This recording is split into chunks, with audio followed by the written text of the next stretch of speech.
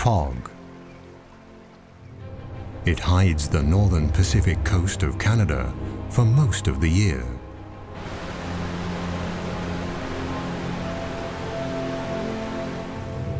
This is the Great Bear Rainforest, a forest full of mysteries and wild creatures. A primeval forest, unchanged since the last ice age.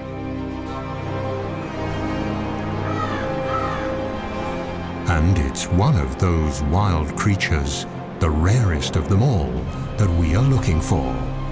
Mochkmo, the spirit bear.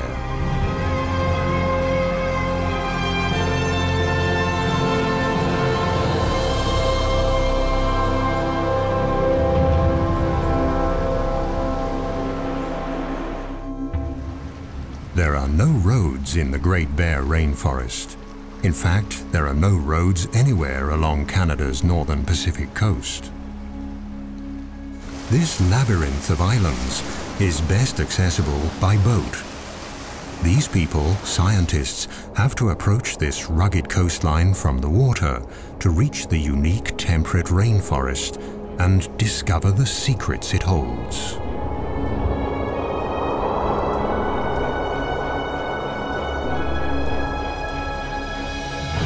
Few regions on our planet produce as much biomass as this rainforest.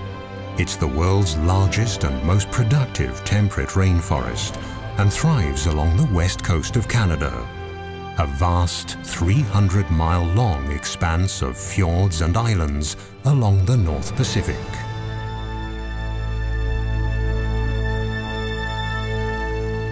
Since time immemorial, these islands and forests have been home to Tsimshian nations of the Gitga'at community. The Gitga'at believe that they are one with the land, the forests, and the ocean.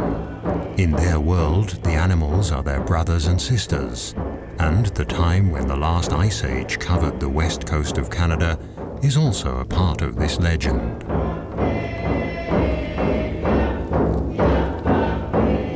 Raven, the creator, wanted to leave a memento of the Ice Age, and so he decided that every 10th bear should have white fur.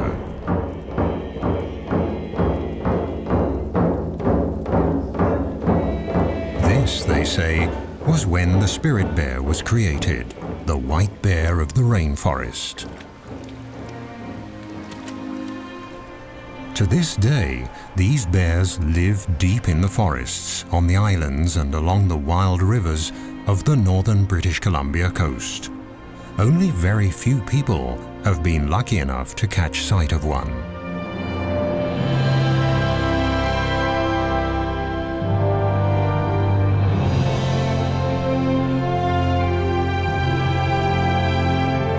Like a gigantic wall of granite, the coast mountains block the clouds that roll in from the Pacific Ocean, causing them to rise up and drop their moisture.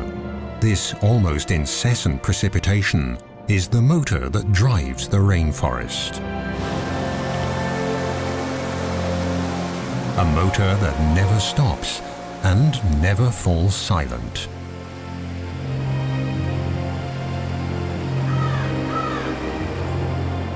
Everything in the rainforest, the rocks, the living and dead trees, are covered with a thick growth of mosses that have an important task. They hold the moisture in. In this way, they keep the forest humid and cool and stabilize living conditions for all animals. In the temperate rainforests of the north, biomass doesn't decay as quickly as in tropical rainforests. The destructive organisms here are slow and need a lot more time to do their work. Yet this rainforest is more productive than those in the tropics.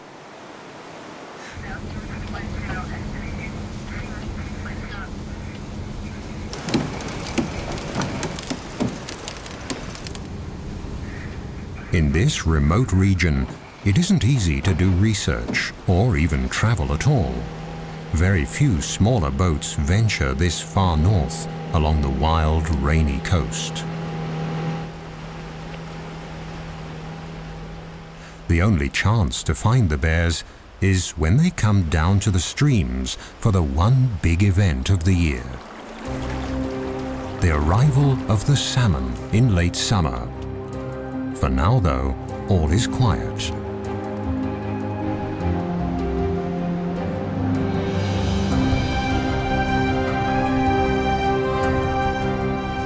Is this the quiet before the storm?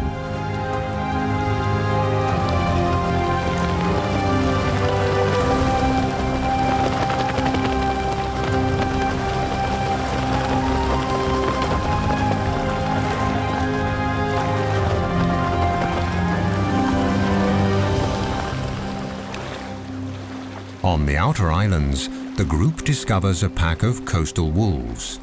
These rather small wolves are a genetically distinct subspecies of the grey wolves that live further inland. They've been isolated here on the islands since the last ice age, and one aspect of their behavior is unique. They're the only wolves that feed on fish. In fact, they live on fish and beached carcasses of marine mammals.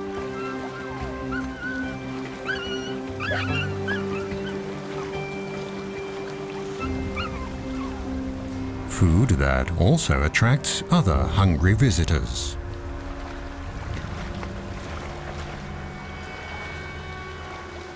But the pups have nothing to fear from the black bear. During the spring and summer months, the bears eat only berries and grass. And they move slowly to save energy, because there are not enough nutrients in the grass to help them gain weight. The river otters living on these islands have also adapted to the salt water. The bear is no threat to them either. They're quick and clever.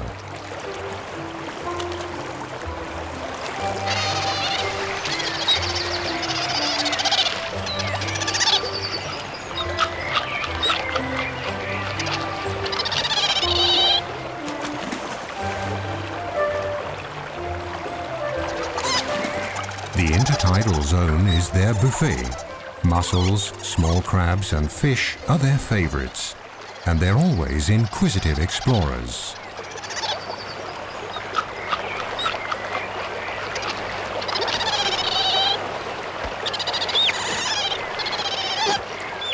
The ravens, the heralds of the rainforest, announce a visitor.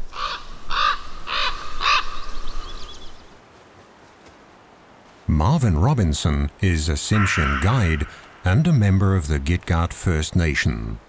He's also looking for the salmon and the bears, the secret spirit bears. This forest means a lot for me. Like about 18 years ago, this is the very spot that I've seen my first spirit bear. So prior to that, it was all hush-hush about this bear, the sacred bear really to us.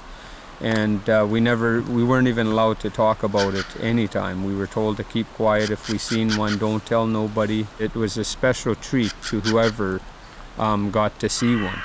You know, there was very few that got to see one of these rare bears. And ever since I started, we found some really special places that we keep to ourselves.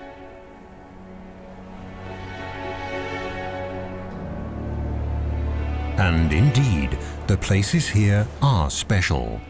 On the outer islands, waves and winter storms have created magical beaches.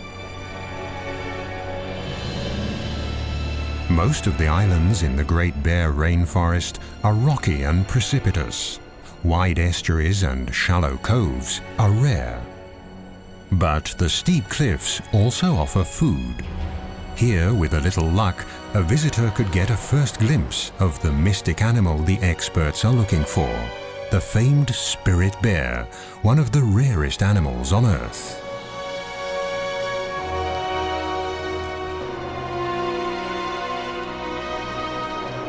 The bear's prey is glued to the rocks in the intertidal zone. Barnacles grow in the cold waters of the North Pacific, and at high tide, when they're covered with water, they look almost like animals from another world.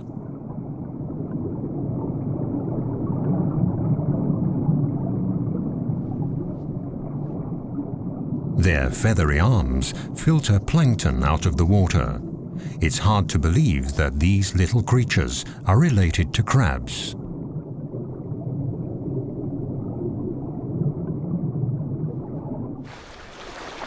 This bear's barnacle hunting shows again how important the ocean is for the nourishment of the forest dwellers.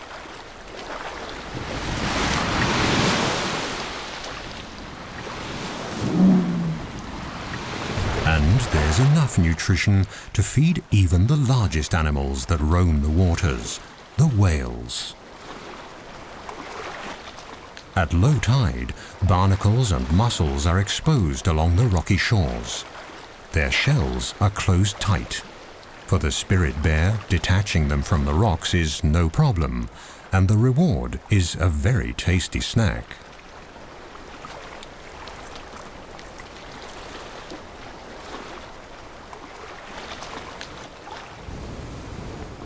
The group of scientists tries to find new ways to scout the bear. This time it'll be from the water, and luck is on their side. There are only 400 to 1,000 spirit bears in existence, which makes them even rarer than giant pandas. Another species that can be observed from the water isn't hard to find here. The humpback whales seem inquisitive and sometimes even playful. Along the coast, they show no fear of humans.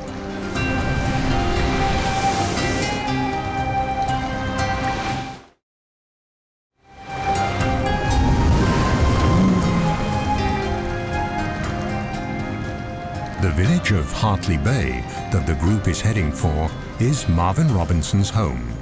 It's one of the handful of settlements along the coast. There are no roads here either, just boardwalks between the houses. But the people are very much part of today's world. About 150 people live in Hartley Bay. Most of them belong to the Gitga'at Nation. They welcome the few visitors who make their way to this remote community. And they're proud of their heritage. Their ancestors lived here and fished in these same fjords. The Longhouse is the spiritual center of the village.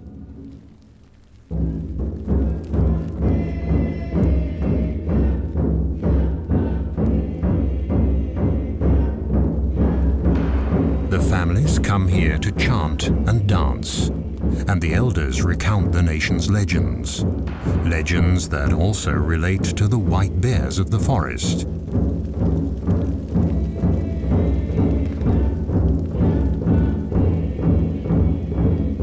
Their ancient symbols reflect the world of nature around them.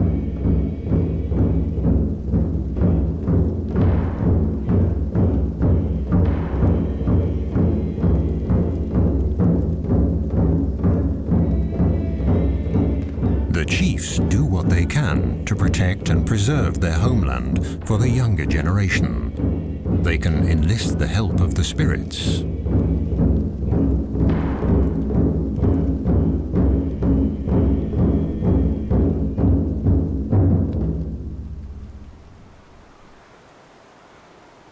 Some of the oldest and largest trees in Canada grow here. The giant Sitka spruce, the ancient yellow and red cedars, and the hemlock, trees that need the cool, the fog, and the rain. They are the foundation of the temperate rainforest.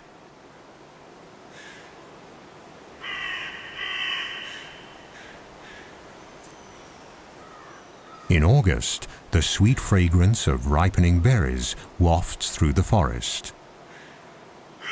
Bright red huckleberries, elderberries, salal and blueberries, and many others grow in abundance.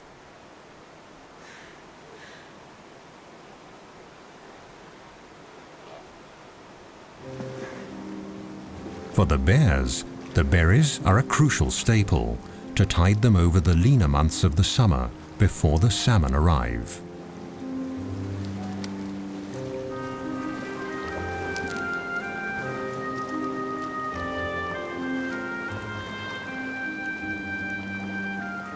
The spirit or Komodo bears are not albinos, but white black bears, a mutation that probably dates back to the last ice age.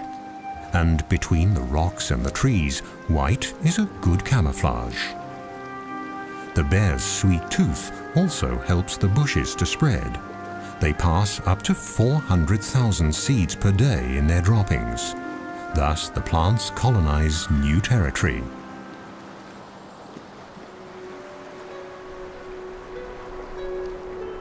In the temperate rainforest, fog can cover the land in a grey veil within minutes. And it can plunge a sunny landscape into deep gloom. Along the mainland coast, the islands of the Great Bear Rainforest lie close together. At high tide, millions of gallons of nutrient-rich salt water rush inland through the narrow channels to flow back out at low tide, thus linking the ocean and the land. The currents sweep along everything in their path, creating a rich broth full of life.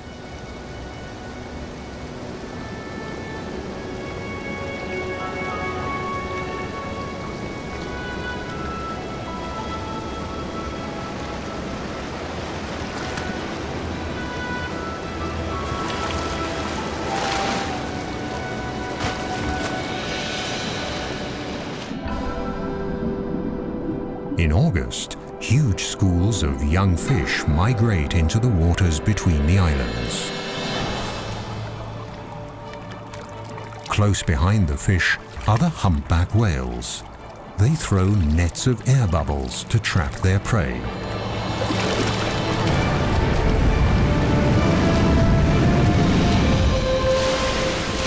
Success. Thousands of fish are caught in their gigantic mouths. Their balleens filter krill and fish out of the water. Again and again, the whales will feed for days. But Mother Nature is prepared and sends a constant stream of fish north along the coast and into the archipelago of the Great Bear Rainforest. They all get their share, large and small, young and old. This is the land of milk and honey, the Galapagos of the north. The productive zone extends far below the water. The species here are not as numerous and varied as in a tropical coral reef, but the vibrant colors and the sheer size of the underwater organisms can easily measure up to the tropics. Deeper down, among colorful mollusks and cold water corals, the ocean harbors another secret of this region, a life form from the age of the dinosaurs. A glass sponge. The intricate and beautiful structures of this 300-million-year-old organism are made of glass and very fragile.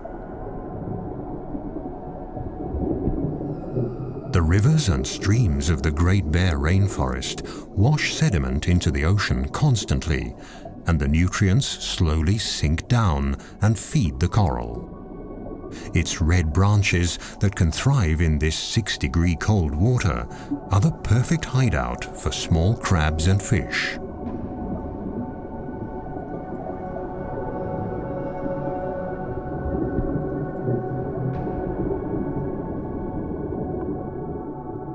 The silica from the rocks provides the building material for the sponges.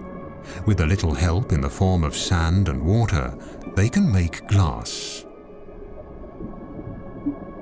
There are even whole glass reefs on the continental shelf, about 600 to 1,000 feet below the surface.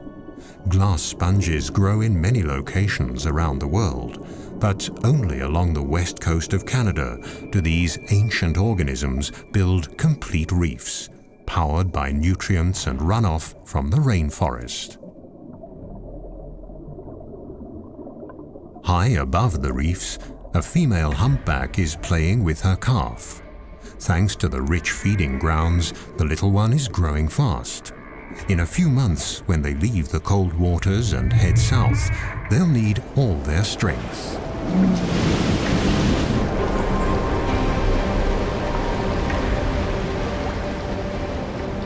The mother breaches to show her strength, a behavior that can be seen quite often here.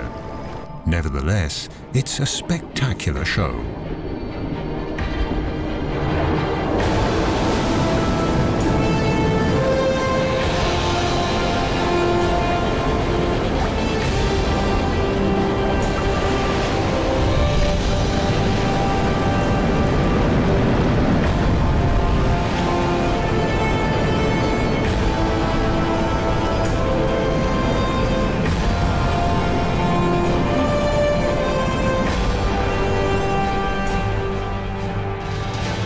Now it's the beginning of September, and the fish run that all the animals here are anxiously waiting for is approaching.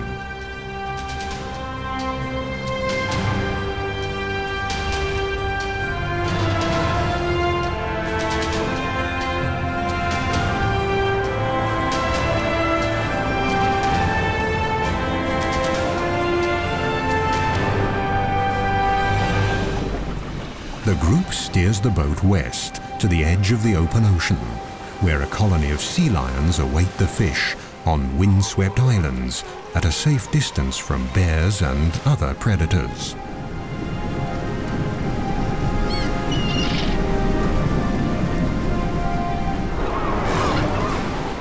The Steller sea lions are the largest of the eared seals. They're an endangered species that lives only on the rugged outermost islands along the Pacific coast.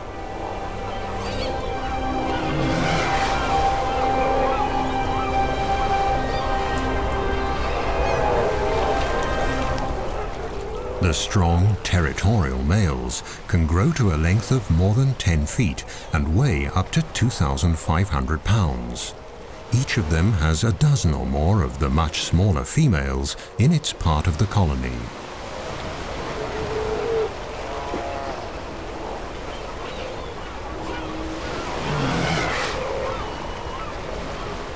Since the 1970s, their numbers have plummeted by 80%, and scientists have yet to find out why. Overfishing of the Gulf of Alaska could be one of the reasons.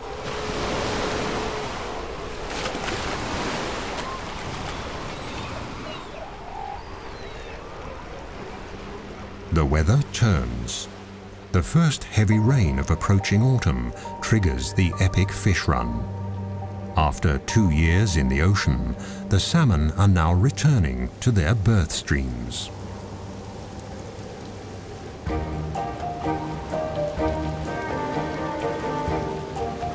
Are the fish here yet? A mother bear and her 2 white cubs patrol the shores of Princess Royal Island. Here, 1 in 10 black bears is white. The white fur color is passed on through a double recessive gene. White cubs will only be born if both parents carry that gene. And bears with black fur can also carry the spirit bear gene.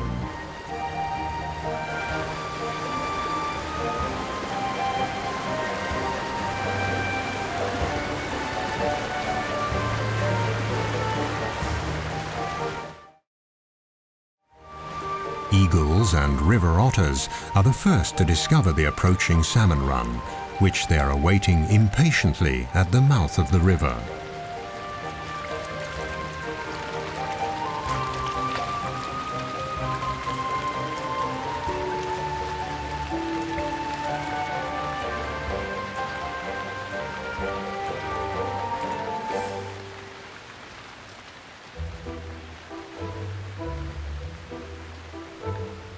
Further upriver, a black bear mother checks the water level.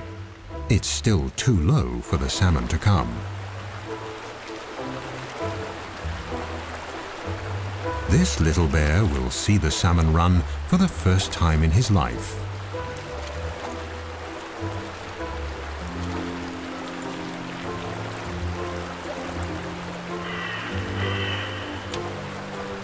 It won't be long now. It's early September, and the time has finally come for the big feast. Eagles and bears, sea lions, otters, even the trees are waiting for the arrival of the year's biggest single source of nutrition.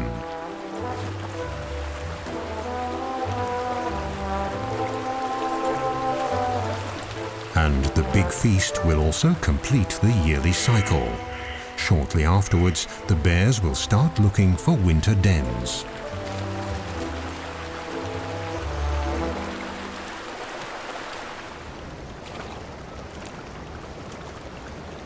Bear tracker Marvin Robinson is hopeful. The rivers are rising. He's checking for clues on the islands as well as on the mainland.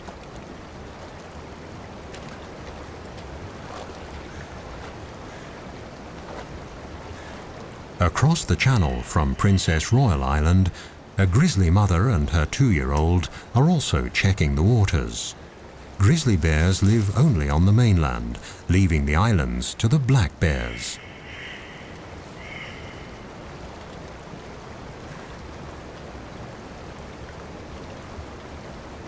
Grizzlies usually live higher up in the mountains, but for the salmon, even they descend to the estuaries along the coast. Marvin is concerned. The rains came late. He hopes the salmon run won't be affected.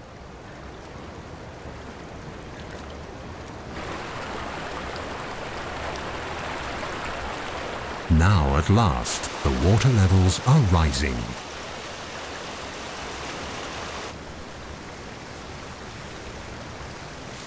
The grizzlies use the waiting time to stock up on sugar, trying to pull the last crab apples off the trees along the riverbanks.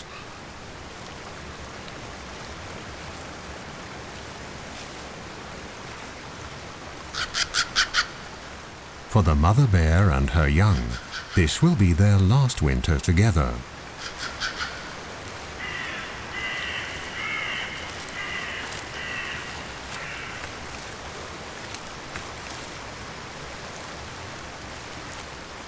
If she can fatten up enough for the winter, she'll have a new cub next spring.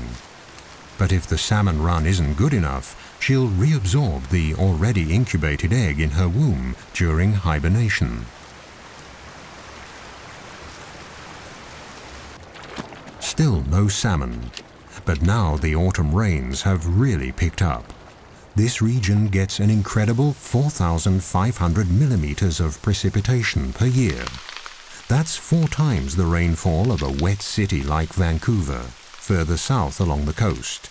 This is a true rainforest.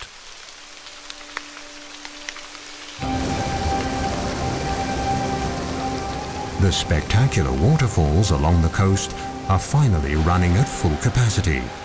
A chance for the crew to get a sample of the freshest water.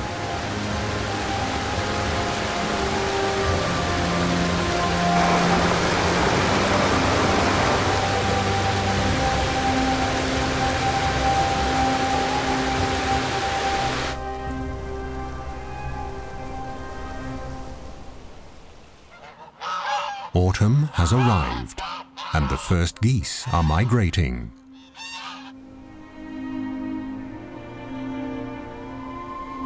Finally, the water level in the rivers is high enough for the salmon to migrate too. They'll return to the self-same waters where they were born, among the gravel banks upstream. At 12-hour intervals, at high tide, new waves of hundreds of thousands of fish will rise in the river deltas on the coast and make their way up the streams.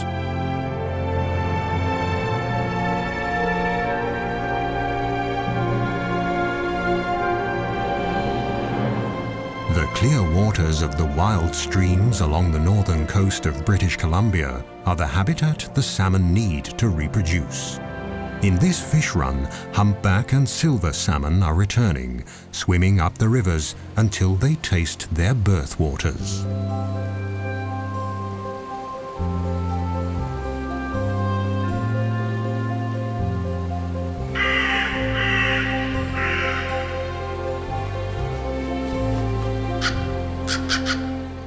here, the ravens, the heralds of the forests, spread the news.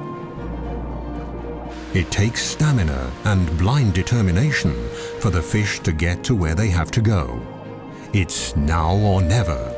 This is their only chance to reproduce. But the predators are already lining up. From the seagulls to the otters, they all want their share. For the animals of the Great Bear Rainforest, the waiting is finally over. Now it's time for fish and caviar.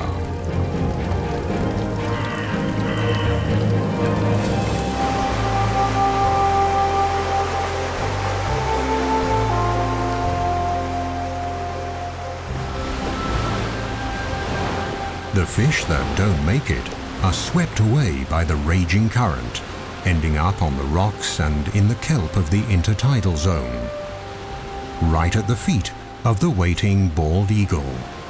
Its sharp beak is perfect for tearing up fish.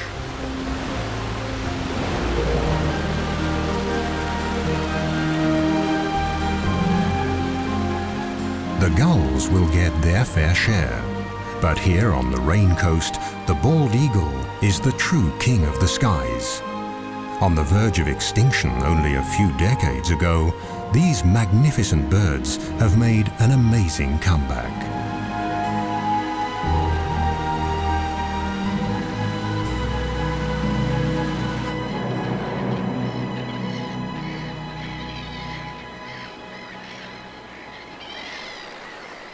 On a bank in the stream, the raven patiently waits for the black bear to finish his breakfast.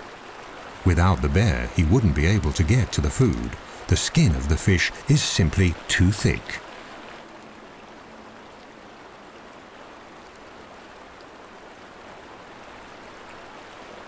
Come on, haven't you had enough yet?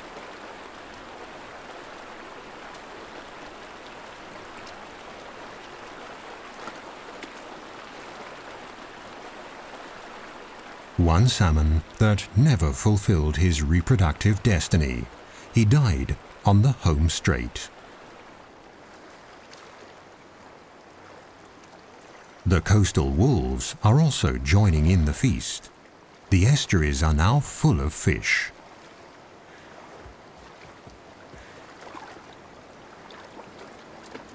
The youngsters are still learning the tricks of the salmon trade. They follow their mother, and she tries to teach them. But for them, catching fish is still a game.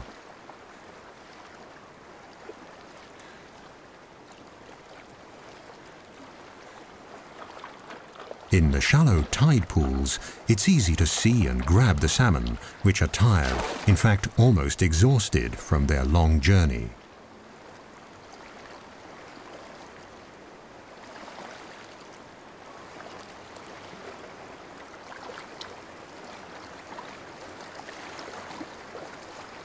The death of this fish seems futile. There are so many of them, easy prey for the hunters. But it's not the individual fate that counts here. With their sheer numbers, the salmon feed the whole ecosystem.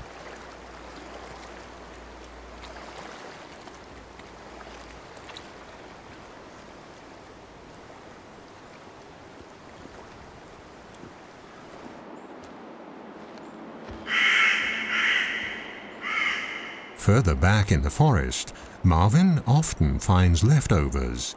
Sometimes the wolves carry the fish deep into the woods. The wolves don't consume the whole salmon. They only eat the brain. So they carry the salmon off and maybe a little bit further up the sides of the valleys and stuff because there's a parasite in salmon that if the wolves get it, it could kill them. So basically what happens with the wolves is they've taught each other that it's only safe to eat the brain. The gushing waterfall further upstream seems insurmountable. But the fish keep trying, again and again. For them, it's quite literally do or die. And for the strongest, stamina eventually pays off.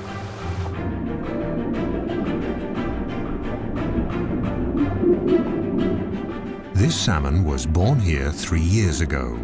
Now it has returned to its birthplace to spawn, in perfect sync with all the others of its generation.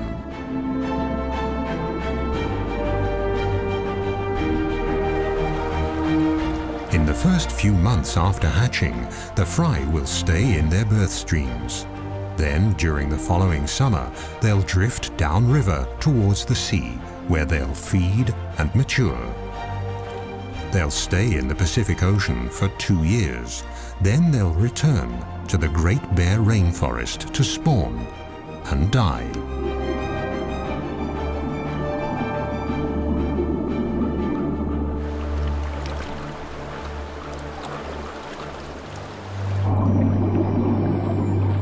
In a rush of hormones and wild abandon, the fish become oblivious to their surroundings and their predators.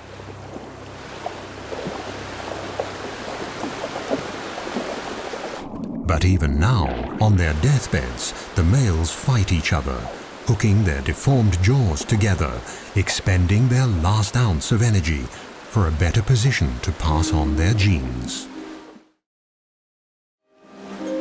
The unique cycle of life in the temperate rainforest will be completed once again, as it has been every year since time immemorial. The gulls and all the other animals of the coast are the lucky beneficiaries.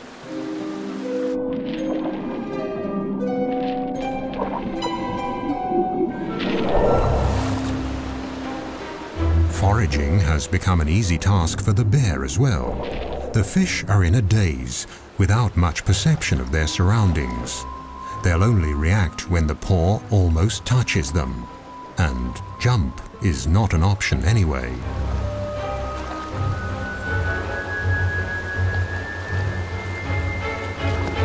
The fish look battered. The journey has taken its toll. Now the bears can afford to pick and choose. This spirit bear even leaves a half-dead male salmon, discolored by fungi that have developed on its return to fresh water. The females that are still carrying their eggs taste much better.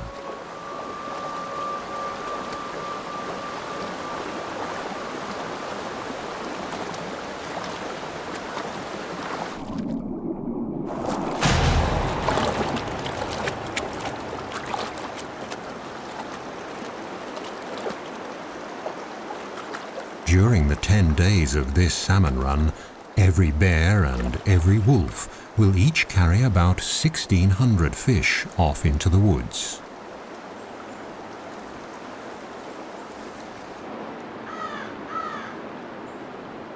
But it still isn't easy to find the spirit bears. Even for experienced trackers like Marvin, who take researchers and visitors to these streams, it's a special treat to watch the white bears during the salmon run. So far, they've only seen black bears and squirrels.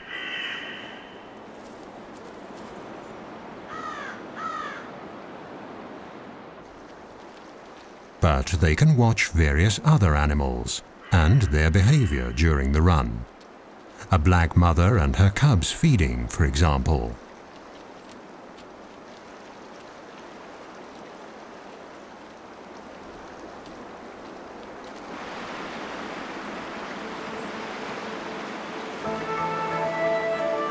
There are also gourmets in the woods. The Steller's jay is looking for salmon caviar. The eggs are pure protein and clearly very tasty to the agile birds. The black head of Steller's jay distinguishes it from the common blue jay found elsewhere in North America.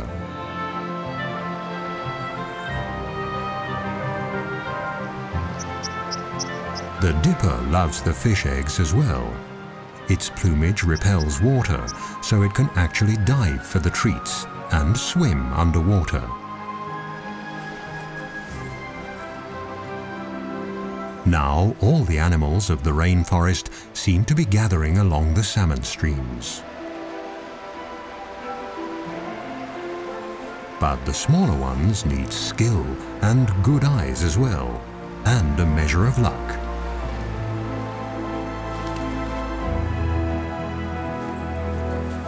For the black bear cubs, this is their first time at the big feast. So far, all they've known are their mother's milk, grass and berries. Now there are new flavors, salmon and caviar. But do you really have to dive for them?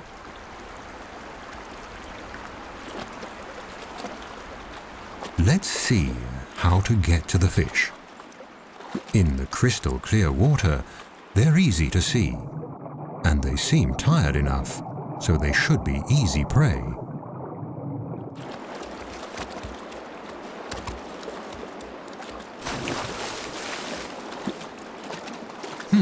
That wasn't too successful. The cub might need to practice a bit to become an expert in salmon hunting. Marvin, the tracker, has been walking the creeks for days now. Then, suddenly, there it is, Mochkmo, the prodigious spirit bear, one of the rarest animals on Earth, and one of Mother Nature's miracles, right in front of his eyes.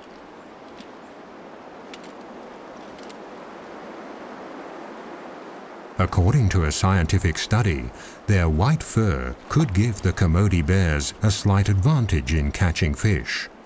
To a salmon, the fur might look similar to a white cloud. A black shape would be more threatening. Marvin prefers to believe the legends, that the fur is a memento of the Ice Age, and the cloud hypothesis isn't proven anyway.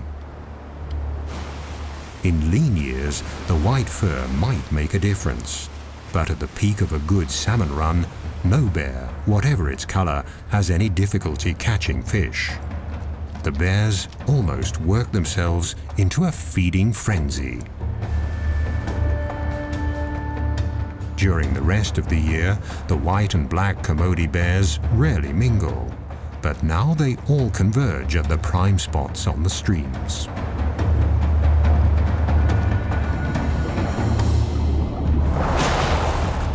Overall, the black bears seem more aggressive and wilder than their white cousins, but they're also more wary. Could it be because, unlike the white bears, they've been hunted before? But wary or not, all the bears have to come to the streams. They have to store fat for hibernation.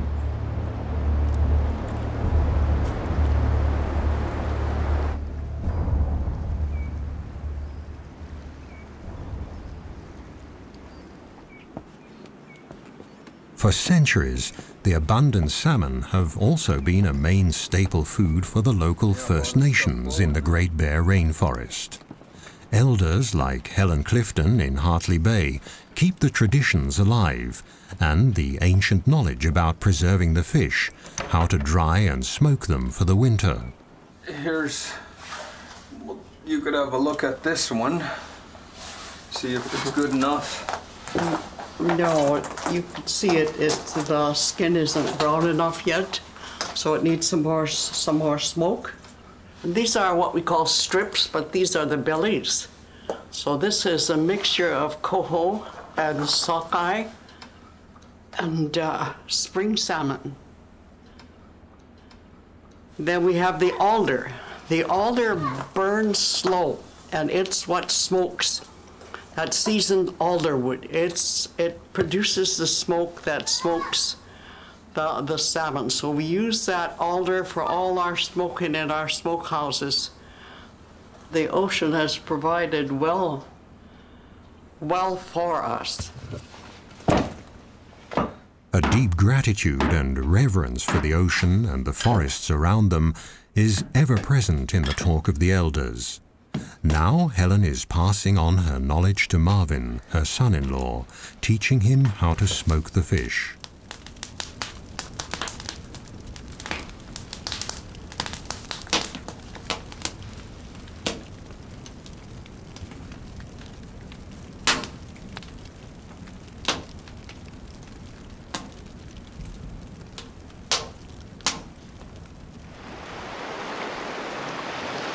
There has been enough fish here for man and beast for thousands of years. For the Great Bear Rainforest, it's a matter of survival.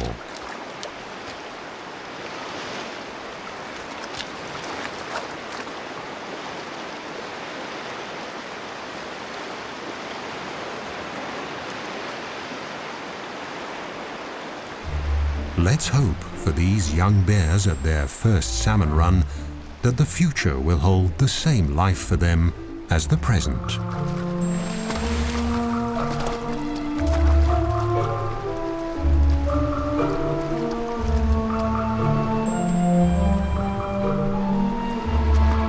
According to native law, the black bears discriminate against their white siblings.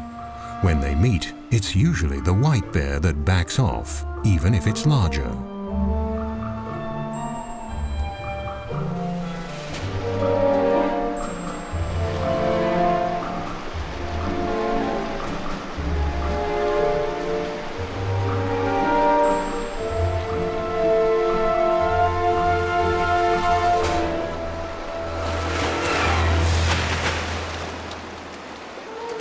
One last fish for the road should be all right.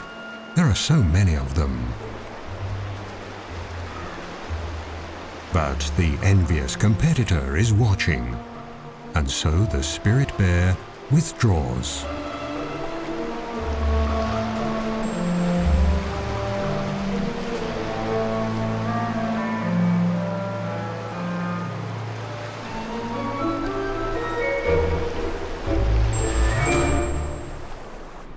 The bears often prefer to eat their fish in the quiet of the forest. They use day beds in hollow tree trunks or small caves under roots where they rest and digest.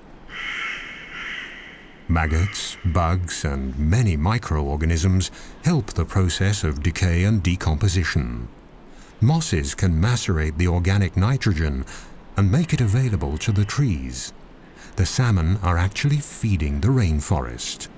The thickness of the tree rings alone can show which years were good salmon years.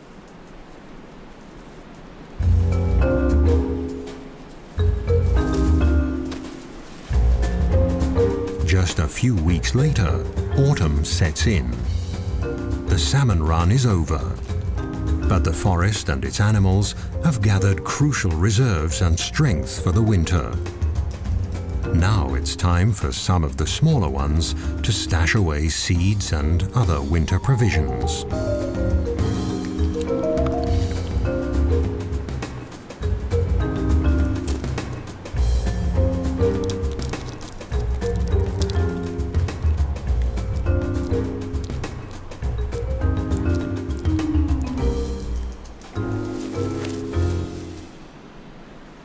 Now that the stomachs are full, silence returns to the Great Bear Rainforest. Herons and ravens take care of the leftovers of the feast. The remainder decays in or along the streams and is scavenged by the ever-present ravens. Whatever's left is swept into the ocean and becomes fertilizer, feeding the krill there. Nature almost seems wasteful, but this brief overabundance has a deeper purpose. The carcasses pass nutrients on into the water. This is their last gift to a new generation of salmon. Thus, the end of one fish run lays the foundation for the next. The parents make the ultimate sacrifice for the sake of their offspring. This cycle, already many thousands of years old, is the motor that drives the entire ecosystem of the temperate rainforest along Canada's northern Pacific coast. But it's not just the motor that makes a system function. Only if all the individual parts are in place and in the right place will the rare and special life forms along this coast survive. This is the insight the experts have come to on their way back from the expedition.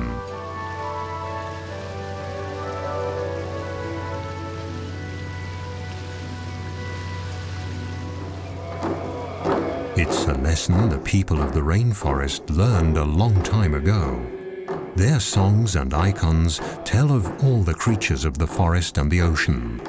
But the spirit bear is the one special animal, the iconic species, that symbolizes the spirit of the rainforest.